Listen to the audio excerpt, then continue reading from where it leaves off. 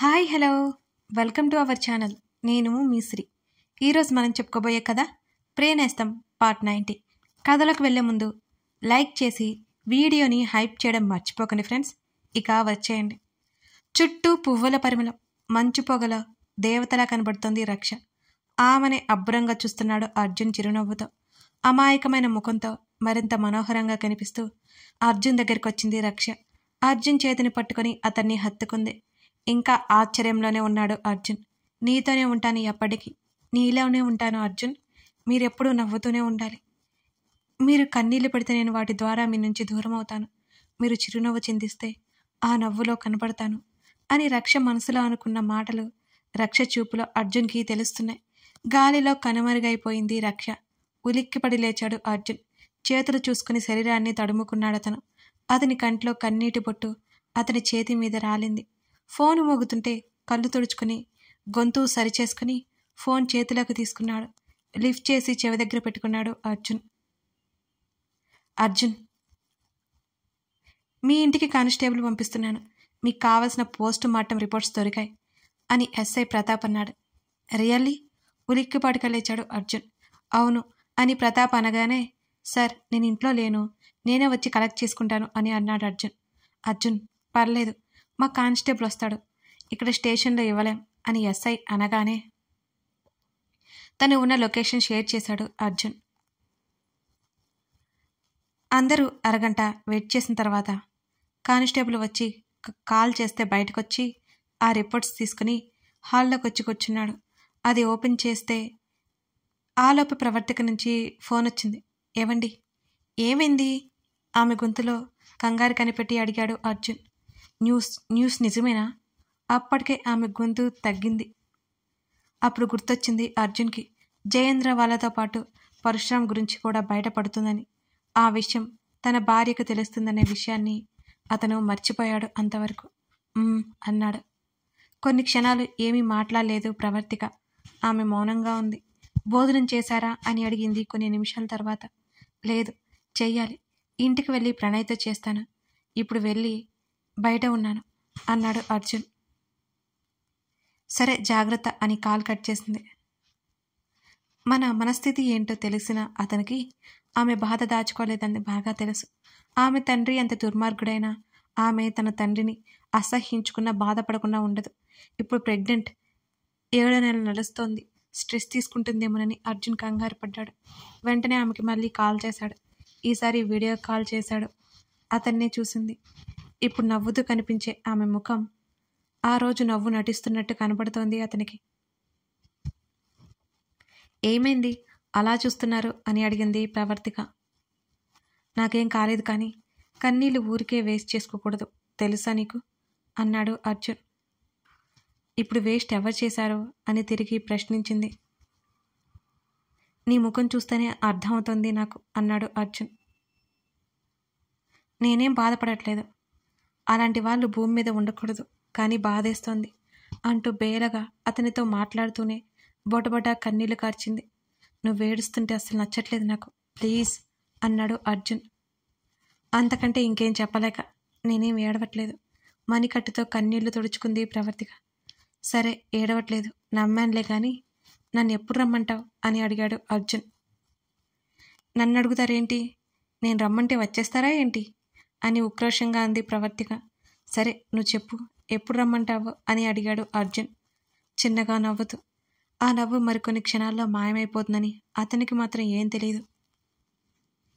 ఈరోజే వచ్చేయండి అని నవ్వుతూ కళ్ళెగరేసింది. వచ్చేయమంటావైతే? అడగడానికి అలా అడుగుతారు, నాకు తెలుసు మీరు రారని అని మూతి తిప్పింది. నవ్వాడు ఆమె మాటలకి, ఎక్స్ప్రెషన్స్కి. అదిగో చూసారా, వస్తానని కూడా అనలేదు. ఇప్పటికే చాలా లేట్ అయిపోయింది, వెళ్ళి భోజనం చేయండి.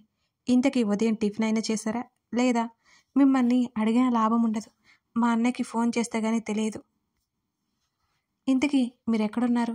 అది మన ఇల్లు లేదే, మిమ్మల్ని చూసుకోమని అన్నయ్యకి చెప్పానే, లేడా మీ పక్కన అని నాన్ స్టాప్గా మాట్లాడుతోంది ప్రవర్తిక. హలో హలో హలో అక్కడే ఆగిపో, ఒకేసారి అన్ని ప్రశ్నలా అని ముఖం తేలేసి చూశాడు అర్జున్. ఆపేశానులండి, చెప్పండి. ఉదయం భోజనం చేశాను, ఇప్పుడు కుదరవు చేస్తాను. నాకు ఒక చిన్న ముఖ్యమైన పని ఉంది, అది పూర్తవగానే ఢిల్లీ బయలుదేరుతాను అని అన్నాడు అర్జున్. సరే మీ ఇష్టం, టైంకి భోజనం చేస్తూ నిద్రపోతూ ఉండండి చాలు. అలాగే చిన్నగా నవ్వాడు. ఆమె చిరునవ్వు చిందించింది. జాగ్రత్త అండి మరోసారి చెప్పింది. చిన్నగా నవ్వి కాల్ కట్ చేశాడు అర్జున్. భోజనానికి వెళ్ళాలి అని లేచి కూడా వెళ్ళబుద్ధి కాక ఫోన్ వెంటనే టీపాయ్ మీద పెట్టి పోస్ట్ మార్టం రిపోర్ట్స్ చేతుల్లోకి తీసుకున్నాడు అర్జున్. అతని చేతులు బాగా వణికిపోతున్నాయి. అప్పుడు వరకు ప్రవర్తికతో మాట్లాడుతుంటే తెలియలేదు, కానీ ఇప్పుడు అదంతా చూడలేకపోతున్నాడు అతను. ఆ పోస్ట్ మార్టం రిపోర్ట్స్తో పాటు రక్ష ఇంతకుముందే ఆర్గాన్ డోనర్ అనే విషయం తెలిసింది అర్జున్కి. ఇప్పుడు అర్థమైంది అతనికి. ఆర్గాన్ డోనర్ని ప్రత్యేకించి చంపేశారని. ఎలాగో వాళ్ళ ఆర్గన్స్ డొనేట్ చేశారు కదా. తల పట్టుకున్నాడు 2 క్షణాల పాటు. వెంటనే చంపేయాలనిపించింది అతనికి అందరినీ. జయేంద్ర అన్నట్టు రక్ష హార్ట్ ఒక పాపకి ఫిక్స్ చేశారు. ప్రస్తుతం వాళ్ళు స్టేట్స్లో ఉంటున్నారని అందులో క్లియర్గా మెన్షన్ చేశారు కూడా. ఒక్కొక్క పేపర్ తిప్పుతుంటే అర్జున్ కళ్ళు ఆశ్చర్యంతో తీక్షణతని సంతరించుకుంటున్నాయి. యాక్సిడెంట్ మాత్రమే రక్ష చావుకి కారణం కాదు, పాయిజన్ కూడా ఇచ్చారని తెలియగానే కళ్ళల్లో నీళ్లు ఊరాయి అర్జున్కి. అతని కంట్లో నుండి నీటి బొట్టులు పేపర్ మీద టపటపా రాలాయి. కళ్ళు తుడుచుకుని పక్క పేజీ చూశాడు. అలా చూస్తూ చూస్తూ ఉండగా టక్కున చేతిలో ఉన్న పేపరు నేల మీద పడిపోయాయి. ఈసారి కన్నీళ్లు ఆగకుండా వచ్చేస్తున్నాయి. అలాగే నేల మీద కూలపడిపోయాడు అర్జున్. రక్షా అని గట్టిగా అరుస్తూ పైకే గట్టిగట్టిగా ఏడ్చేశాడు. దాదాపు గంట సేపటి వరకు అతను మామూలు కాలేకపోయాడు. ఎడతెరిపి లేని కన్నీళ్లు అతని చొక్కాని పూర్తిగా తడిపేశాయి. ఆకలి గుర్తులేదు, కనీసం వేరే ధ్యాస లేదు. అతని రోదన చూసిన వాళ్ళు కన్నీళ్లు పెట్టకుండా ఉండలేరేమో అనిపిస్తోంది అతన్ని చూస్తుంటే. ఆ సమయంలో ఆ ఇంటి గోడలు బిక్కుబిక్కుమంటూ అతన్నే చూస్తున్నట్టుగా ఉంది ఆ దృశ్యం. గంట సమయం నుంచి 2వ గంట కూడా గడిచిపోయింది. మెల్లిగా 3వ గంట కూడాను. అయినా అతను ఉన్న పొజిషన్ మారలేదు. అతని కళ్ళు తడి ఆరలేదు. ప్రణయ్ నుండి కాల్ వస్తుంటే ఇప్పుడు తేరుకునిగా లిఫ్ట్ చేశాడు.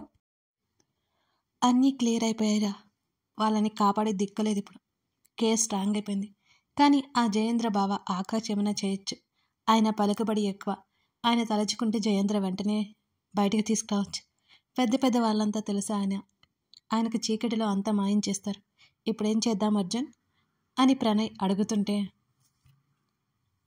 గొంతు సరి చేసుకుని నేను ఆయనతో మాట్లాడతాను, వాళ్ళు ఇంకొక క్షణం కూడా బ్రతకడానికి వీల్లేదు అన్నాడు అర్జున్. అర్జున్ గొంతులో తేడా కనిపెట్టేసినట్టు అర్జున్ ఆర్ యు ఓకే అని అడిగాడు ప్రణయ్ అనుమానంగా చూస్తూ. హా అని 2 క్షణాలు కళ్ళు మూసుకుని తెరిచి ప్రణయ్ ఆకాష్ మిత్ర గురించి నాకు వదిలే, ఆయన చెడ్డవారు కాదు, నేను ఇవాళ బయలుదేరుతున్నాను అని అర్జున్ కాల్ కట్ చేయబోతుంటే రే బావా ఆగాగు ప్రణయ్ పిలుస్తుంటే మళ్ళీ ఫోన్ చెవి దగ్గర పెట్టుకున్నాడు అర్జున్. అదేంటి అప్పుడే వెళ్ళిపోతున్నావా? ఎందుకని? చెప్పావు కదరా 2 రోజులు ఉంటానని. వాళ్ళ చావు చూసిన తర్వాత వెళ్తాను అన్నావు అని ప్రణయ్ ఆశ్చర్యంగా అడుగుతుంటే జరగాల్సిన నష్టం జరిగిపోయింది కదరా, ఇక మీదట జరగకుండా కూడా ఆపాం. ఇక ఉండాలి అనిపించడం లేదు, వెళ్తున్నాను. అర్జున్ మాటల్లో నిర్లిప్తత అర్థమైపోయింది ప్రణయ్కి. అర్థం కాకుండా మాట్లాడుతున్నావు, నిజంగానే నువ్వు బాగానే ఉన్నావరా అని అడిగాడు ప్రణయ్ మరోసారి. అర్జున్ మాటల్లో తేడా ప్రణయ్కి అర్థమైపోయి అనుమానం వచ్చింది. బాగానే ఉన్నాన్రా, నువ్వు మిగతావన్నీ చూసుకో. నేను ప్లాట్కి కూడా రావట్లేదు, ఎయిర్పోర్ట్కి వెళ్తున్నాను. నేను బాగానే ఉన్నాను అని అన్నాడు అర్జున్. ఓకే అన్నాడు ప్రణయ్. రక్ష గుర్తొచ్చిందేమో అందుకే అలా ఉన్నాడేమో అని అర్థం చేసుకున్నాడు ప్రణయ్. ఆ రోజు రాత్రి 8 గంటలకు ఢిల్లీ వెళ్ళిపోయాడు అర్జున్.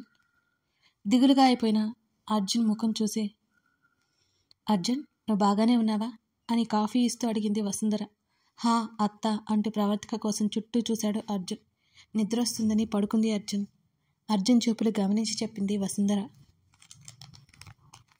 నాకు కూడా టైట్గా ఉందత్తా, డిన్నర్ టైంకి వస్తాను అని చెప్పి గదిలోకి వెళ్ళిపోయాడు అర్జున్. జర్నీ చేయడం వల్ల అలా ఉందేమో అనుకుంది వసుంధర. వాడిపోయిన ప్రవర్తిక ముఖం చూసి తన తండ్రి కోసం ఏడ్చిందని అర్థమైపోయింది అర్జున్కి. ప్రవర్తిక పక్కనే కూర్చొని ఆమె తల నిమిరి ఆమె బేబీ బంప్ మీద మెల్లగా నిమిరి అంటీ అంటున్నట్టు ముద్దు పెట్టుకుని ప్రవర్తిక వైపు చూస్తూ, నువ్వు లేకపోతే ఈరోజు నేను అసలు ఉండేవాణ్ణి కాదేమో అనుకున్నాడు అర్జున్ మనసులో.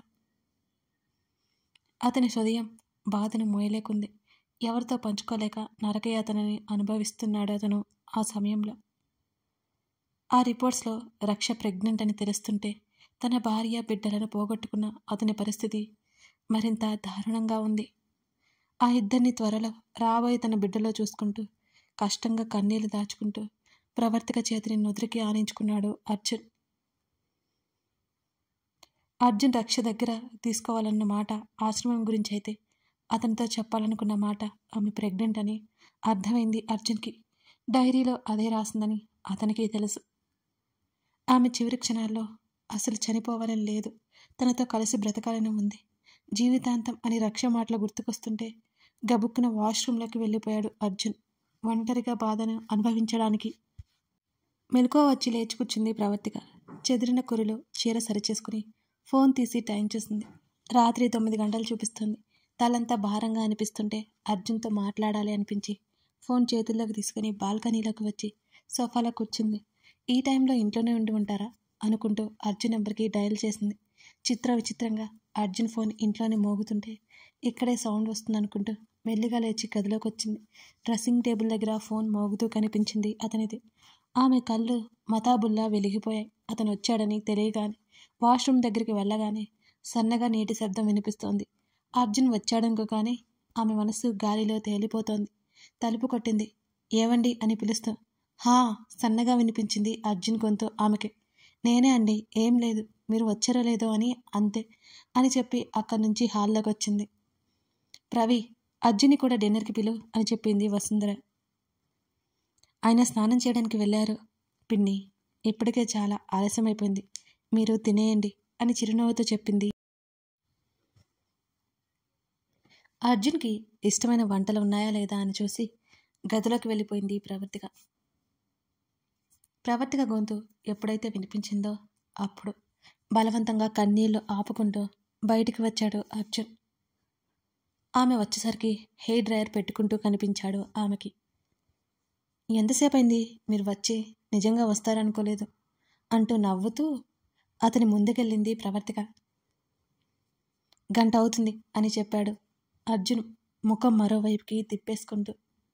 ఇచ్చిన మాట నిలబెట్టుకున్నారన్నమాట అంటూ సంతోషంగా హత్తుకుంది ఒక పక్క నుంచి అతన్ని.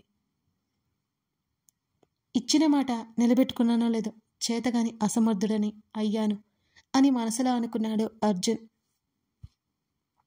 అతని నుంచి వచ్చే రియాక్షన్ ఎప్పట్లా లేకపోవడంతో మరో వైపు ఉన్న అతని ముఖం తన వైపుకు తిప్పుకుందామే. ఏవండి పిలిచింది అన్నాడు ఆ డ్రైయర్ పక్కన పెడుతూ అర్జున్.